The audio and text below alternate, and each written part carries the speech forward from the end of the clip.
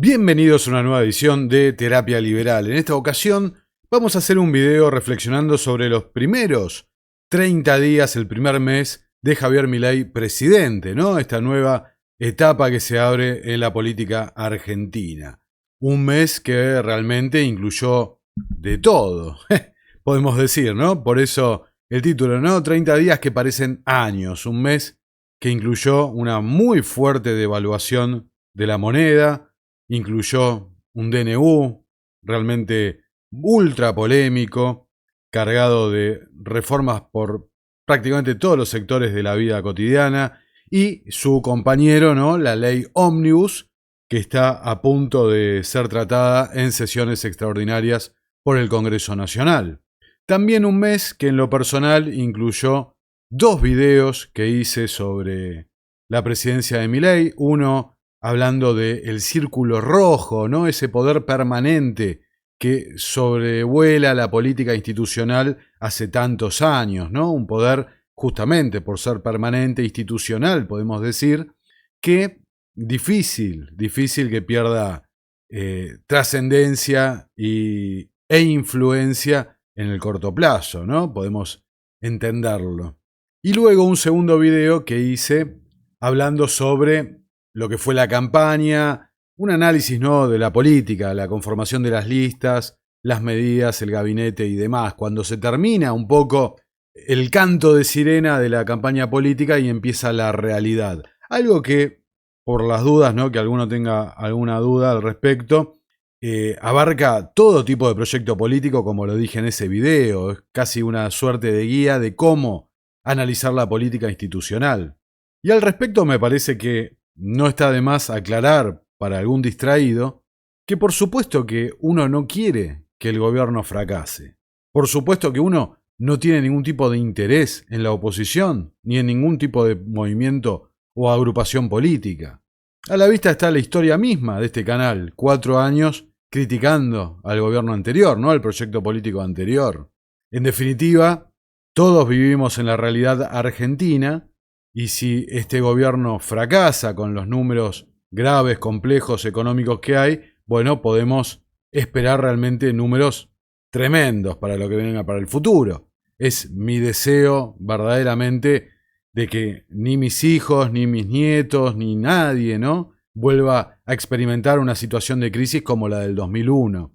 Una crisis que destruya verdaderamente el tejido social, que provoque una crisis institucional que paralice completamente la economía y demás. Hecha esa aclaración, que realmente considero para los que siguen el canal es completamente innecesaria, es más dirigida a cualquier espectador nuevo que aparezca, tengo que decir que en los últimos días especialmente, se han dado un par de señales verdaderamente graves, complejas para lo que viene de acá en más.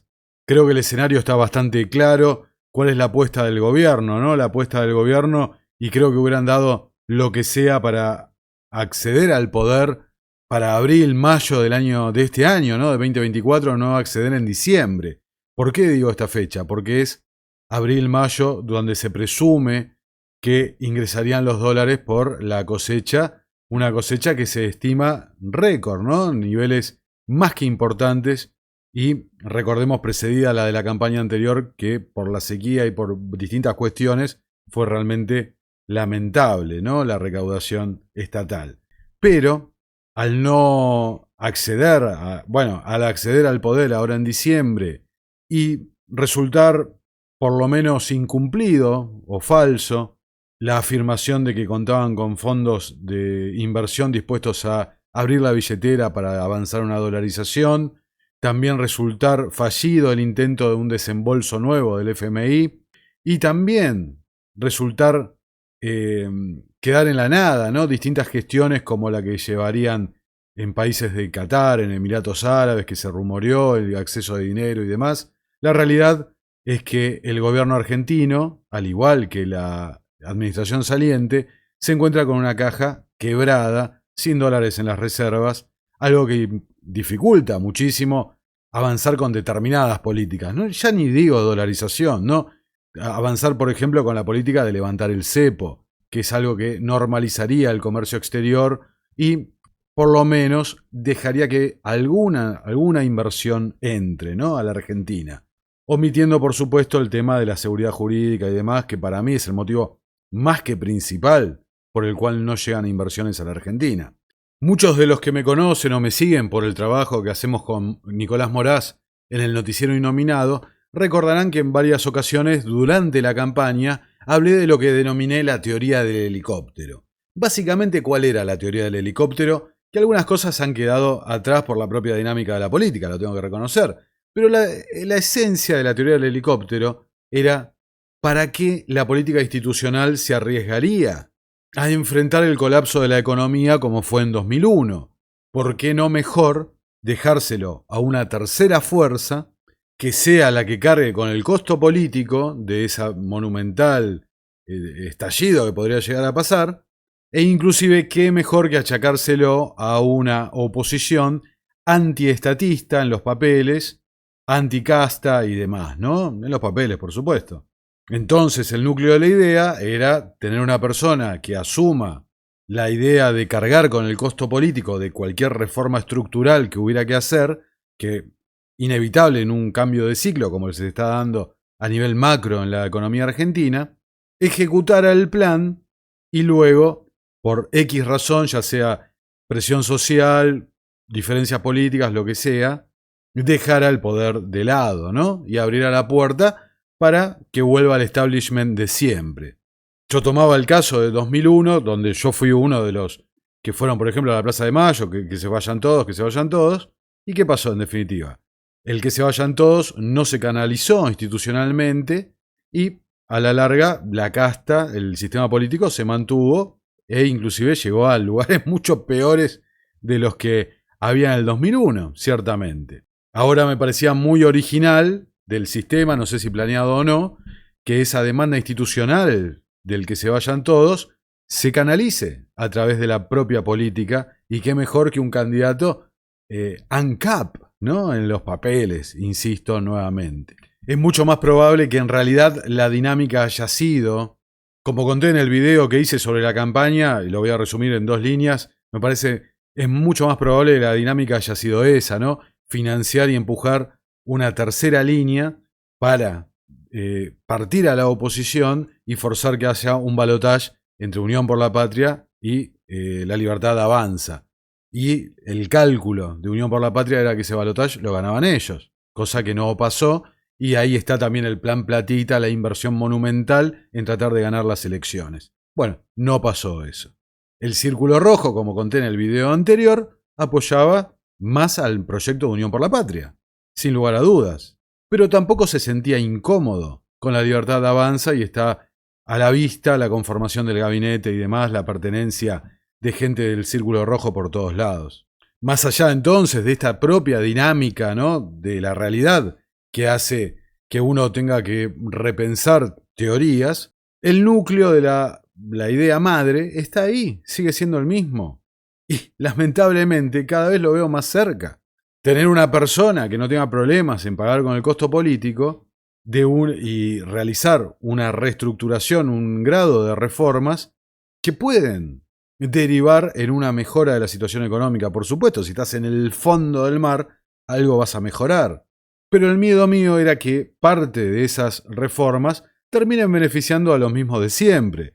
Recordarán que gran parte del Círculo Rojo, su poder lo concentró especialmente en la época del menemismo, que muchos comparan sin ningún tipo de resquemor a esta época con el menemismo, el primer menemismo. Avancemos con las noticias para entendernos mejor. Milei, fíjense, esta semana, ¿no?, hubo bastantes rumores de salidas en el gabinete, después hubo confirmaciones, respaldos y demás, pero para aquellos que tienen ya pintan canas, realmente saben cómo funciona esto, ¿no? Muchas veces los respaldos aparecen antes de la salida, justamente, ¿no? Entonces, Milei respaldó a francos, negó internas en el gobierno y reiteró que no negociará cambios en la ley de ómnibus. El presidente elogió a su ministro del Interior, es un gran jugador y tiene la difícil misión de lidiar con la política. Además, calificó de estupidez las versiones de peleas en el gabinete. sobre el proyecto enviado al Congreso, desafió, no negociamos nada y volvió a hablar de coimas. La Política Online titula Los menemistas Barra y Eduardo Menem, el padre de Martín, del presidente de la Cámara de Diputados, culpan a Federico Sturzenegger y a Pose, el jefe de gabinete, por el fracaso del DNU. Esta noticia realmente me parece tremendamente importante. Eduardo Menem, el padre de Martín, el diputado libertario que preside la Cámara de Diputados y tiene la responsabilidad de hacer avanzar el DNU en el Congreso, declaró: para mi gusto, el DNU tendría que haber sido dividido en varias partes. El tema de la pesca del DNU no fue una buena disposición y seguramente caerán otros puntos, adelantó Eduardo Menem. La semana pasada el gobierno debió dar marcha atrás con las reformas a la ley de pesca por la presión de los gobernadores. Barra, por su parte, volvió a apuntar contra el decretazo y hasta sugirió la idea de cambios en el gabinete. Esto es muy, muy importante lo que estamos diciendo. Barra, el procurador, funcionario menemista, es el que tiene que defender legalmente todos estos aspectos, hablando en contra del DNU, caballito de batalla del gobierno. Y para peor, sugerir la idea de la salida del jefe de gabinete. Fíjense, este domingo Barra fue más allá en una entrevista con Clarín, una entrevista que la tengo acá.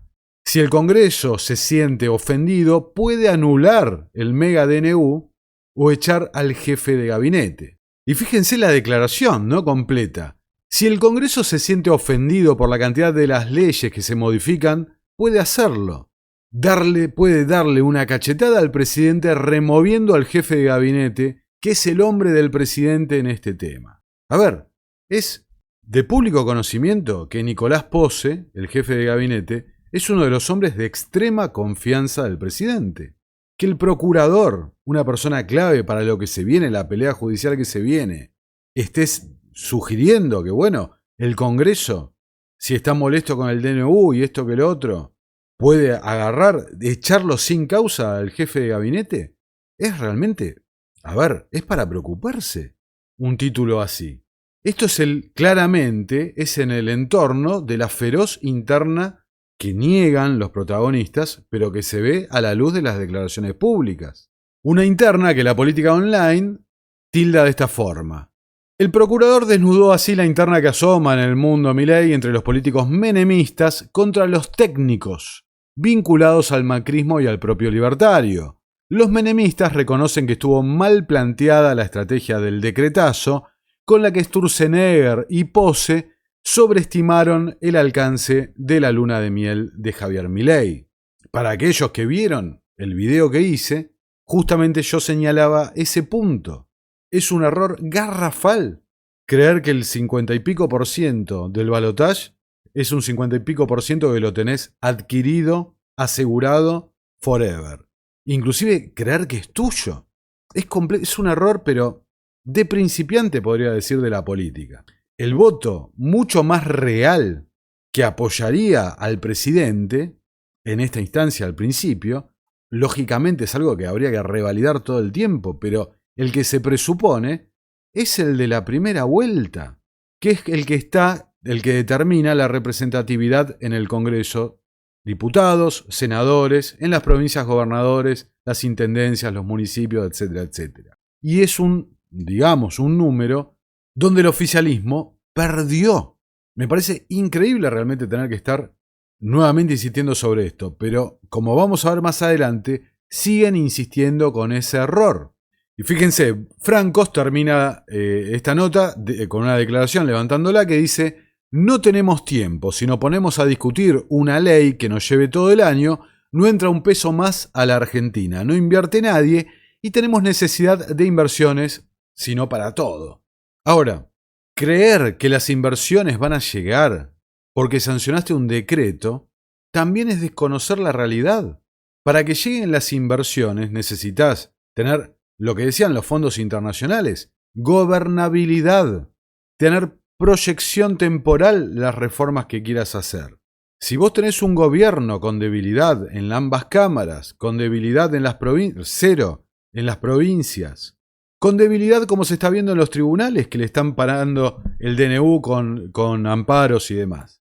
Si vos sos inversor extranjero, ¿con qué, digamos, tenés que tener un arrojo tremendo para venir a invertir acá cuando es muy probable que cualquiera de estas reformas, capaz que en un año o en menos tiempo, ni siquiera, capaz que nunca se llegan a aprobar directamente? Entonces, realmente es poner el carruaje delante del caballo.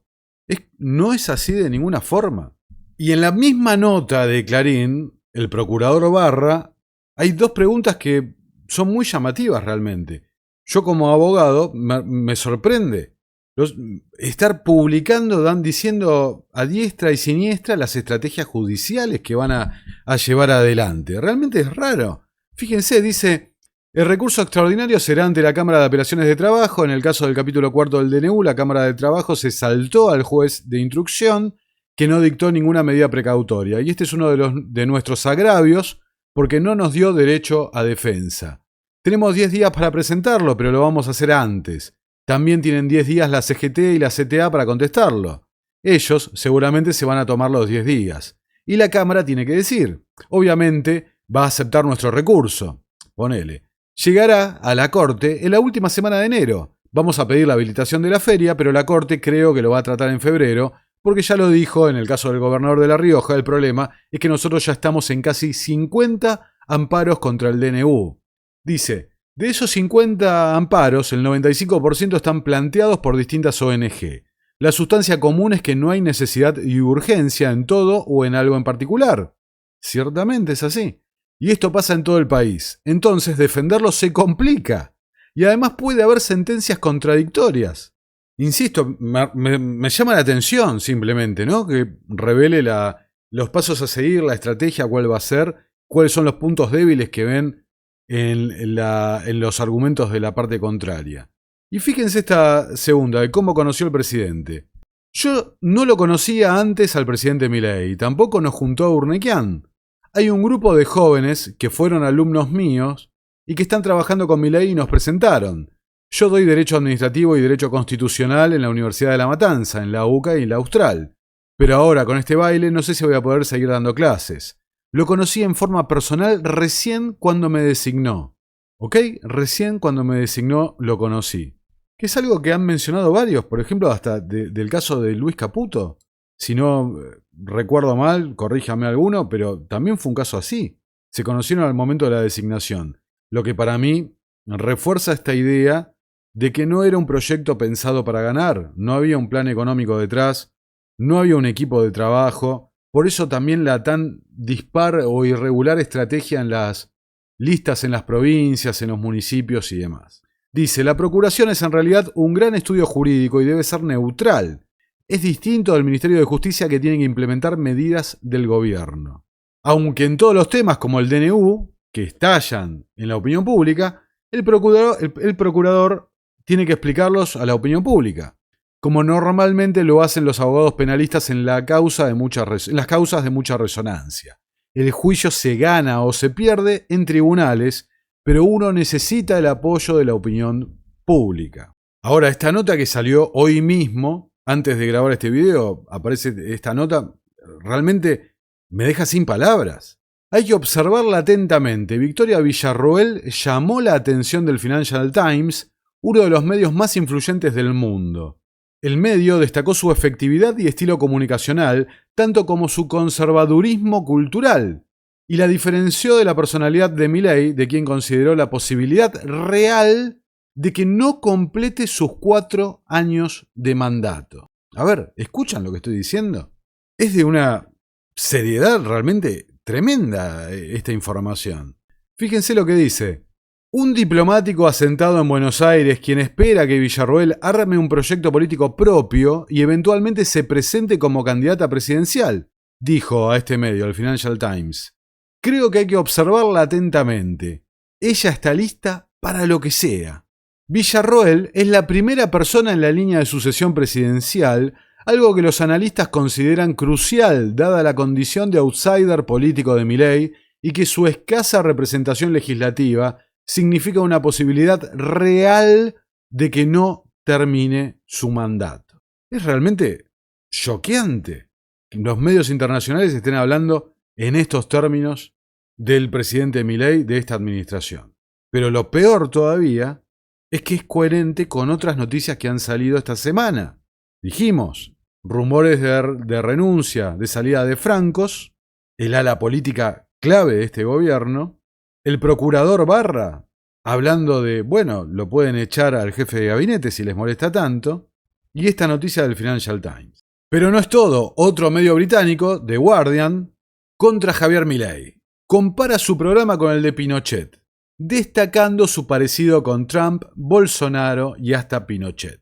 Y dice, fíjense, Milei está intentando con un vasto decreto de emergencia y un monstruoso proyecto de ley de reforma lo que los conservadores hicieron en el Reino Unido durante 45 años.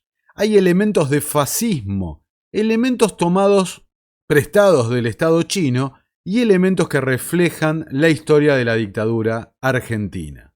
El medio aseguró que la similitud entre dichas políticas, las de Trump, Bolsonaro, Liz Truss, Rishi Sunak, Javier Milei, no es una coincidencia, sino que estarían influenciadas por los think tanks liberales que componen la supuesta red global Atlas Network, con sede en los Estados Unidos, una organización que promueve en términos generales el mismo paquete político y económico en todos los lugares donde opera. Dice, esos presidentes y primeros ministros son solo las caras que presenta este programa. Son el canal a través del cual los multimillonarios y las corporaciones influyen en la política sin mostrar sus manos. Ahora, la política online, versiones de contacto en Cumelén de Villarroel con Macri agravan la interna con Milei.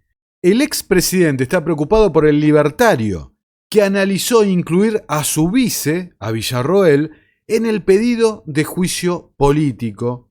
El contexto es que esta semana hubo una reunión con diputados de la Libertad Avanza, donde, según reportó este mismo medio, el presidente amagó, en un arrebato, con iniciar juicio político a la Corte Suprema.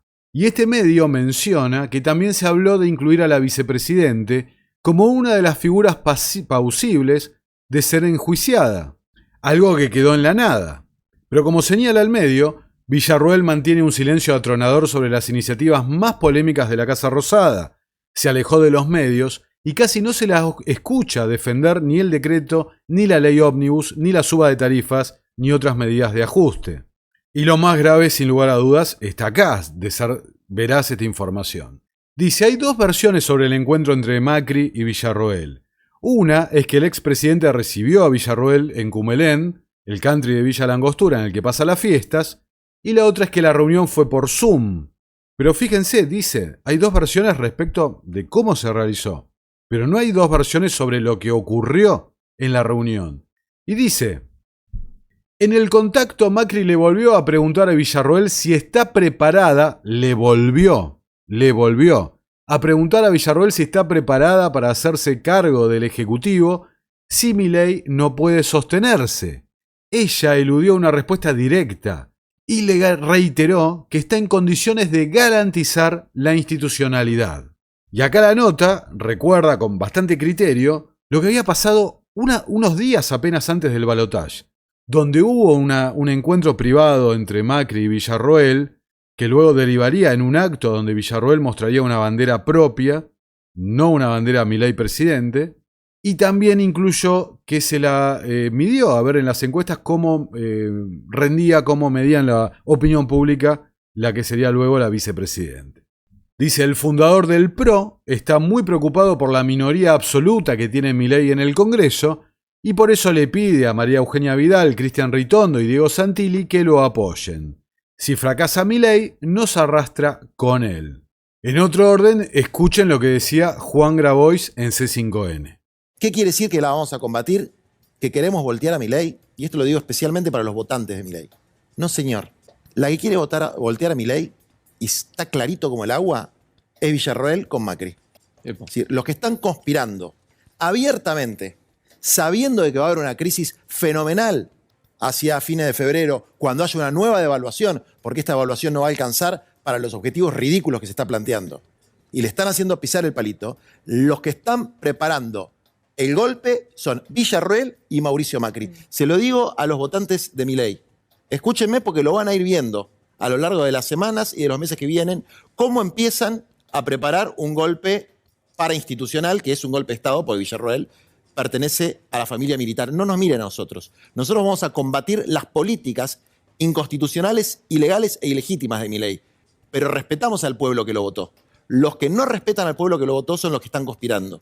Bueno, clarito, ¿no? Lo de Grabois. Que recordemos que jugó en la interna en contra de Sergio Massa, denunciando la vinculación entre Sergio Massa y Javier Milei.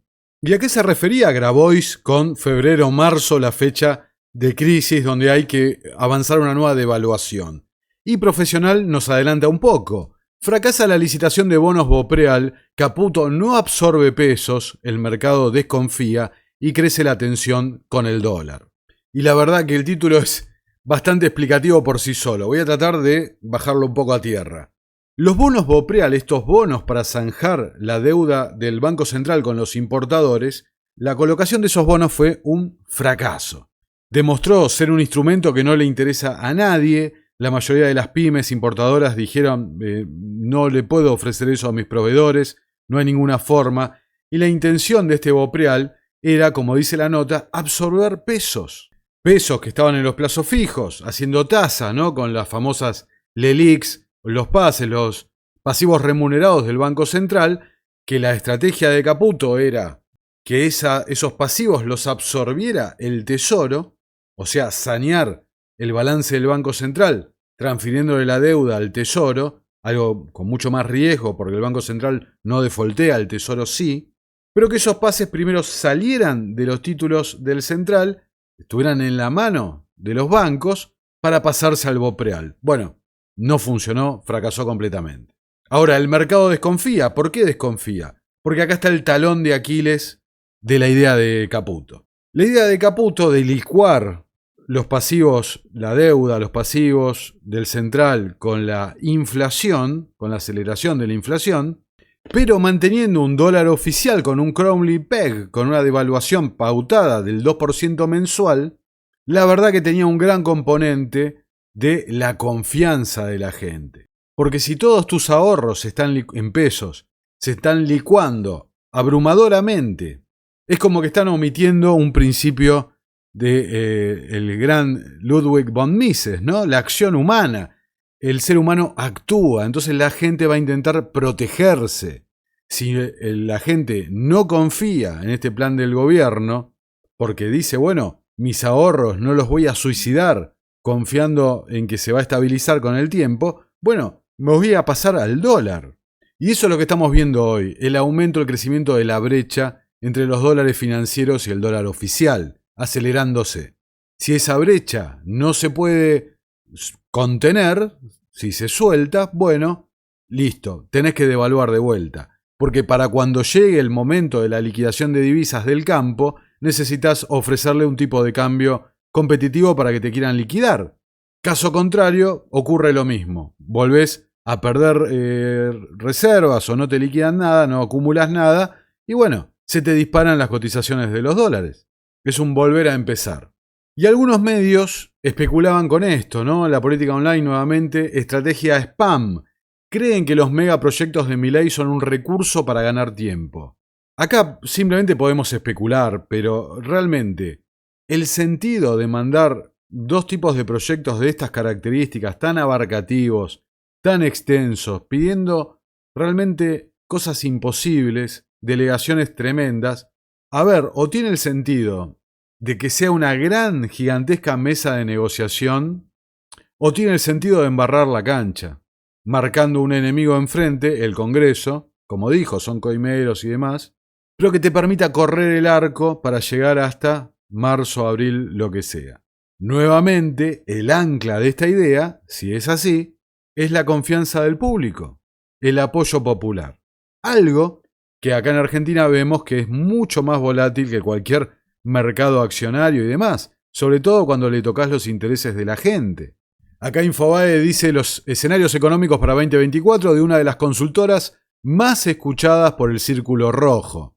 Esta consultora se anima a aventurar escenarios para el próximo año que en cualquiera de los casos estará asignado por una caída de los ingresos reales en una magnitud relevante, tanto del sector informal como formal de la economía, producto de la corrección de precios relativos y el fuerte impacto inflacionario de las primeras medidas adoptadas que, de acuerdo a sus cálculos, llevarán la inflación acumulada entre diciembre y fin de febrero en torno a un 100%. Entonces, insisto con el mismo punto. Si estás destrozando el ingreso real de la gente con las medidas que estás tomando, bueno, es muy difícil que te sigan apoyando. En otros casos de estabilización, que esto me cuesta realmente plantearlo como un plan de estabilización, porque ¿dónde están las medidas a largo plazo y demás? Pero en otros casos, qué sé yo, Israel, el caso de Nueva Zelanda, iba acompañado de cierto acuerdo entre los distintos actores sociales para plantear un escenario para que justamente no beneficiar a uno perjudicando al otro, sino, bueno, todos nos ajustamos el cinturón, hacemos esto, porque en tanto X cantidad de tiempo va a pasar esto y esto y esto. Algo que no estaría pasando acá. Y fíjense lo que dice. Para cuando arranquen las clases, marzo, fines de febrero, la economía habrá visto un trimestre con una inflación mensual promedio en torno al 25% y experimentado una caída del poder de compra de los salarios superior al 10% en el segmento formal y todavía mayor en el de los informales. La actividad y el empleo habrán caído también. Es de esperar que para ese entonces, fines de febrero, principios de marzo, el ímpetu desregulador y liberal del gobierno de Milei empiece a tensionar contra las demandas terrenales de la sociedad. Ni más ni menos que lo que venimos planteando de los últimos 3 programas que hicimos sobre el gobierno de Milei. La famosa luna de miel que se suele decir, bueno, no es un cheque en blanco ilimitado. Y en un contexto de tan agravada crisis y en un contexto también de tanta debilidad de origen, bueno, mucho peor aún. Se va a acelerar los tiempos y por eso en estos 30 días ya empezamos a ver las cosas que contamos anteriormente.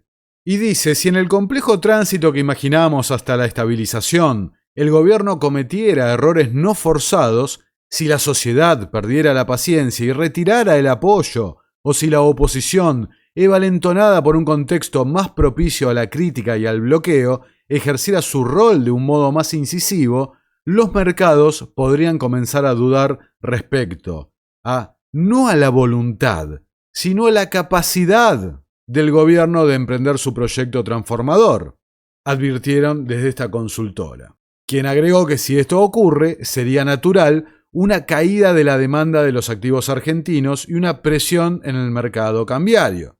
Ese es el escenario en el que podría sobrevenir el mayor de todos los males, una espiralización de la suba de precios que aún no ha sido conjurada. Muchos sostienen, quizás de un punto de vista optimista o fanatizado, vamos a ser crudos, que se está buscando ese escenario de espiralización para avanzar con la prometida dolarización.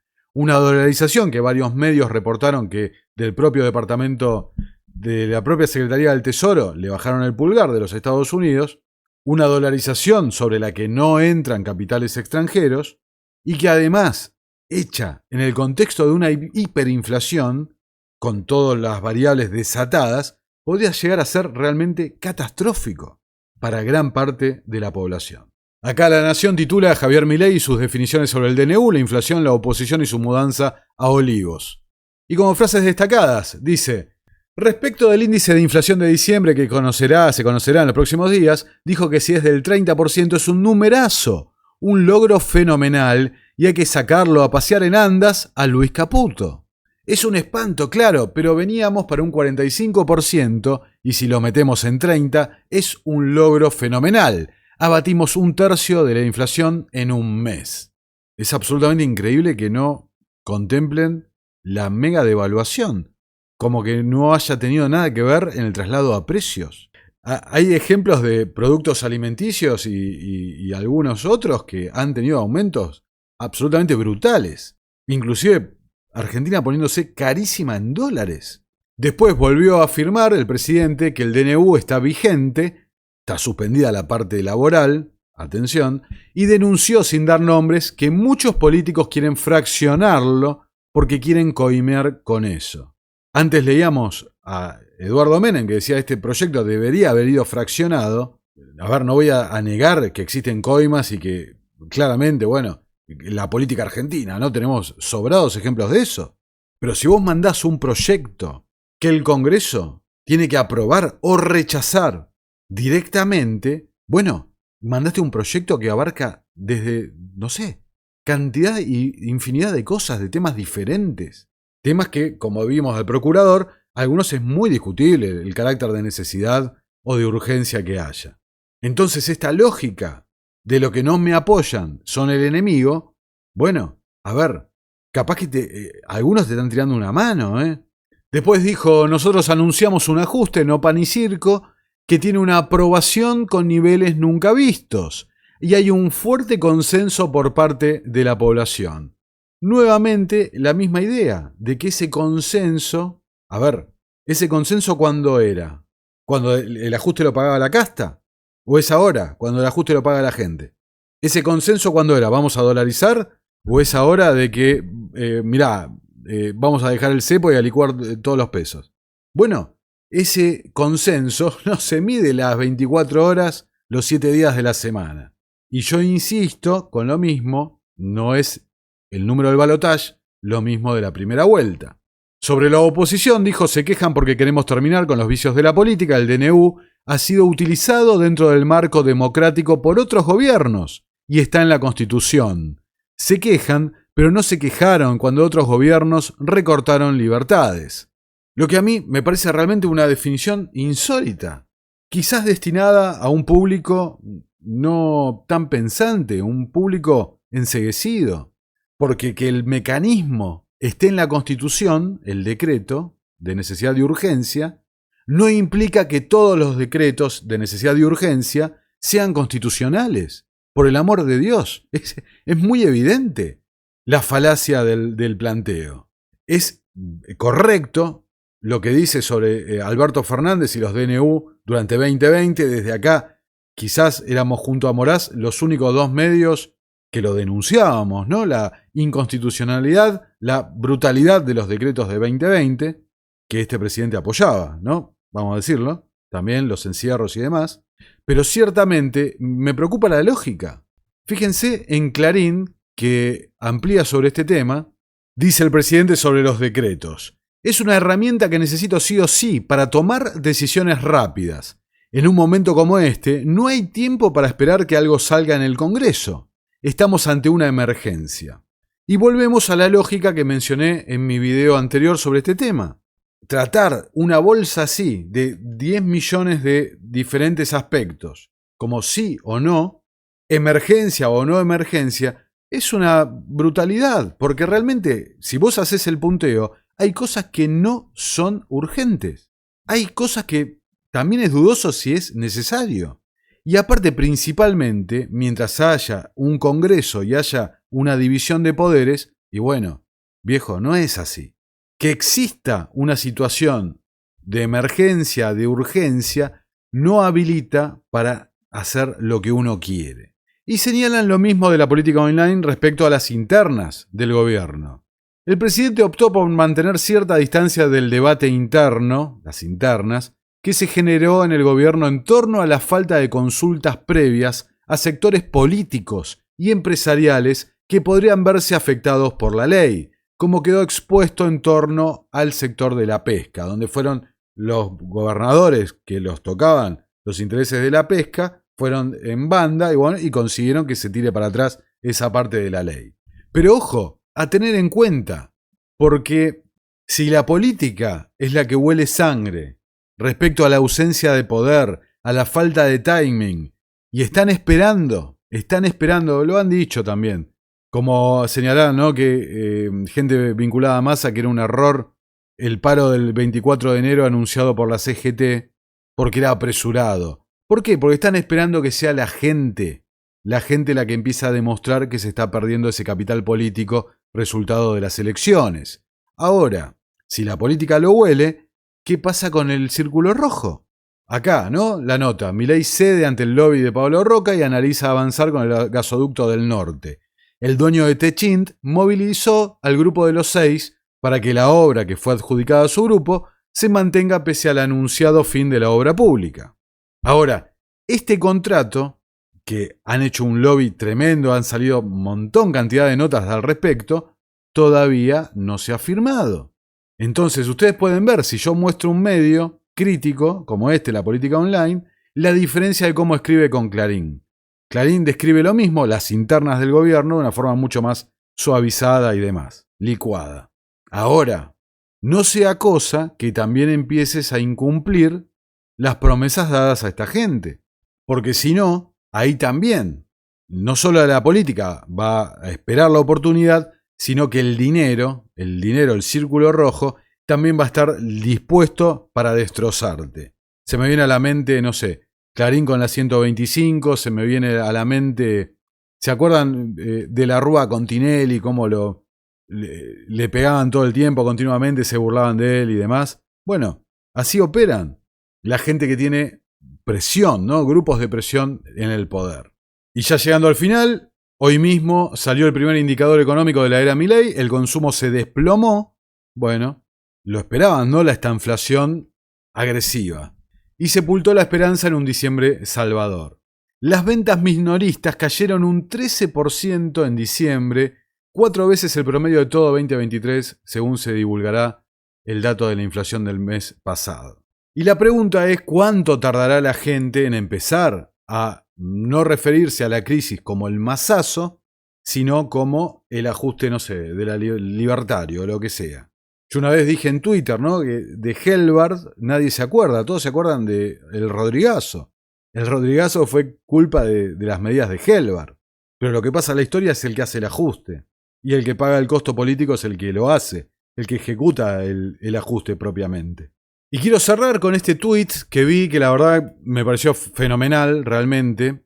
Lograron que la gente acepte ser representada por políticos, respete una constitución, normas, formas de organización, obligaciones, sin cuestionarse absolutamente nada, y agradezcan los permisos disfrazados de derechos que le dan sus amos.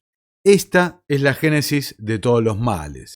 Y dice, el mayor logro de la ingeniería social es la democracia, yo diría, ¿no?, la democracia representativa, como está funcionando en la actualidad, con esa idea de la delegación y demás. Yo he hecho desde este ciclo mucho hincapié en que se entiendan los incentivos de la política, que no son los incentivos del ciudadano.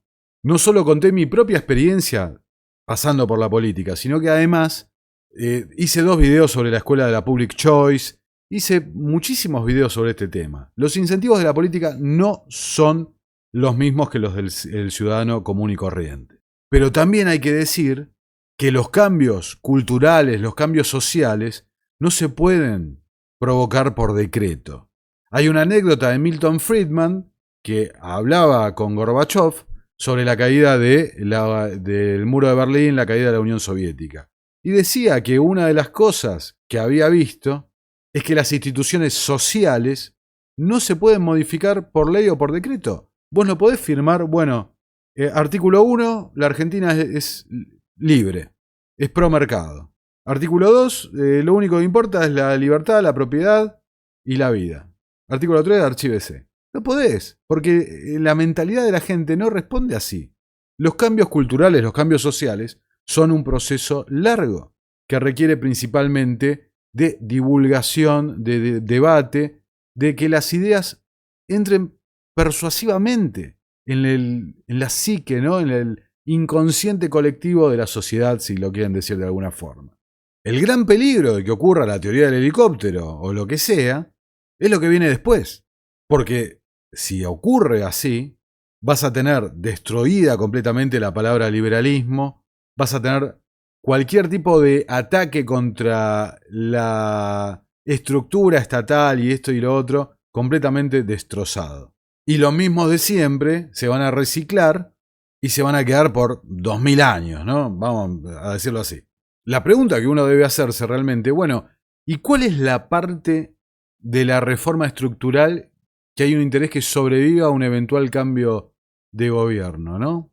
Y seguramente ahí tenemos que ver los incentivos y los intereses de ese círculo rojo. Insisto con lo que dije al principio, esperemos que nada de esto ocurra, esperemos que este gobierno tenga un éxito tremendo, que pueda finalmente terminar con la inflación, ya no digo instalar una ola liberal. Si realmente puede frenar, puede terminar con la inflación, ya va a ser un éxito rotundo, ¿no? Dentro de la opinión pública. Pero es muy peligroso realmente jugar a hacer la de Menem sin calcular que Menem ganó las elecciones en primera ronda, que a Menem le pedían por favor que se adelantaran las elecciones, que asumiera, y que Menem era el líder del partido político más poderoso de la historia de la Argentina.